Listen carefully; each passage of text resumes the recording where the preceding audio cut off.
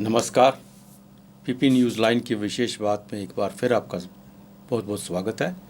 जैसा कि आप जानते हैं, इस विशेष बात में हमारे साथ ब्रिगेडियर अनिल गुप्ता जी जुड़े होते हैं। ब्रिगेडियर साहब, आपका पीपी न्यूज़ लाइन में बहुत स्वागत है। ब्रिगेडियर साहब, आज हम कुछ हट के आपसे बात करना चाहते हैं। इस वक्त जो देश के हालात हैं, उस बहुत सी ऐसी चीज़ें सामने आ रही हैं जिसे देखकर ऐसा लग रहा है ये देश को जोड़ने की नहीं, तोड़ने की बात हो रही है। हकीकत को छुपाया जा रहा है, क्रिमिनल जहर फैलाया जा रहा है, विक्टिम कार्ड्स खेला जा रहा है। लग रहा है जैसे ये लोग इस देश में नहीं रह रहे, इस देश के साथ गद्दारी कर रहे हैं। बड़े अफसोस की बात है कि हमारे देश के अंदर कुछ ऐसी ताकतें हैं जो कि विक्टिम कार्ड खेलती हैं, कम्युनल जहर फैलाते हैं और बाद में फिर दूसरों के ऊपर इल्जाम लगाते हैं कि वो कम्युनल जहर फैलाने की कोशिश कर रहे हैं।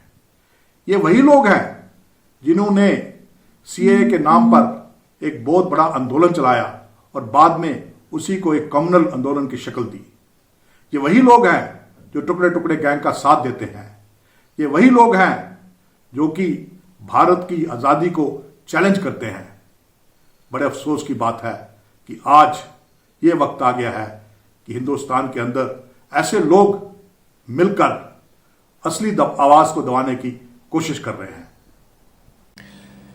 ये सही कहा आपने, लेकिन इतना प्रोपोगंडा फैलाया जा रहा है और उसे जब मीडिया दिखाता है तो मीडिया के ऊपर भी लांछन लगाए जाते हैं।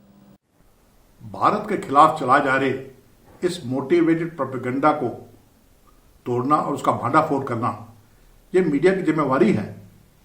अगर मीडिया नहीं करेगा तो कौन करेगा? आप जम्मू का उदाहरण ले लीजिए। जब यहां पर असाना कांड हुआ तो किस प्रकार मीडिया में जम्मू के हिंदू डोगराओं को जलील किया गया। अगर जी मीडिया हकीकत सामने ना लाता तो आप जानते हैं कि किस तरह से जम्मू को जलील किया जा रहा था, बदनाम किया जा रहा था। इसी तरह से जिस साजिश के तहत जहां पर बांग्लादेशियों को और रोहिंग्या को बसाया गया है, उसका भांडाफोड़ भी मीडिया ने किया है। किस तरह से रोशी स्कैम के तहत और सरकार की आंख मूंद लेने के बाद जंगलात की जमीन के ऊपर कब्जा किया गया। अगर इसका भांडाफोड़ मीडिया नहीं करती तो क्या होता? जम्मू के लोग तो अच्छी तरह जानते हैं कि जम्मू भी एक जिहाद का शिकार है। अलग अलग किस्म के जिहाद चलाए जा रहे हैं। इसलिए मैं तो यही कहूंगा कि मीडिया खड़ा रहे, मीडिया डटा रहे और मीडिया को डराने की हर किस्म की कोशिश जो है उसको कंडेम करना चाहिए। ये सही कहा आपने, मीडिया तो अपना कर्तव्य निभा रहा है, लेकिन जब हकीकत जनता के सामने आती है, सरकारें हिल जाती हैं।